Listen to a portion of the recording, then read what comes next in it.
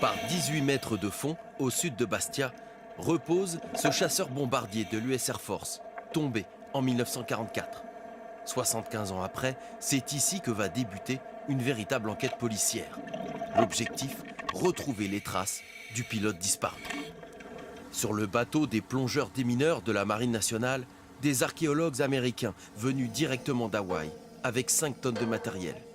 La mission de leur agence spécialisée, retrouver les 79 000 soldats disparus au combat lors de la Seconde Guerre mondiale. Un travail de mémoire, mais surtout un devoir pour les Américains. Nous avons toujours promis à nos soldats, nos aviateurs et nos marins que s'ils disparaissaient en temps de guerre, nous ferions tout pour les ramener à leurs proches et à la nation. C'est une philosophie importante dans l'esprit de beaucoup d'Américains. Dernier briefing avant la plongée. Le DP, ce sera moi-même.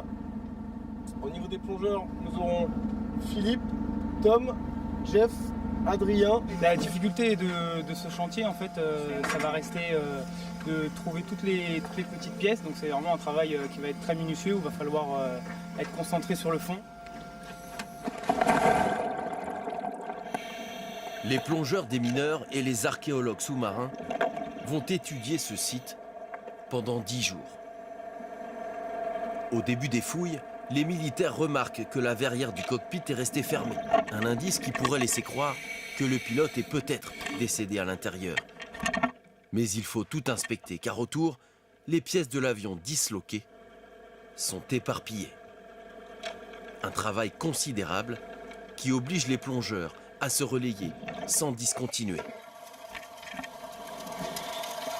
À l'aide de cet aspirateur géant, tout ce qui traîne autour de l'épave est remonté à la surface.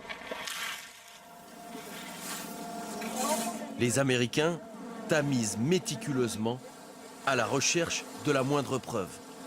Même la plus infime, rien ne doit échapper à leurs yeux. Nous utilisons des méthodes archéologiques, mais nous traitons les sites de manière médico-légale. Ça ressemble beaucoup à du travail de police scientifique. Grâce à ces méthodes scientifiques, les découvertes obtenues sur ce chantier sont exceptionnelles. De nombreux ossements retrouvés, des dents, la montre du pilote, ses semelles, ainsi qu'un fragment de sa plaque métallique qui permettront de confirmer son identité dans les prochains mois avec certitude. La famille du pilote remonté aujourd'hui va enfin pouvoir lui offrir une sépulture. Les Américains estiment que 8000 disparus sont retrouvables en Méditerranée.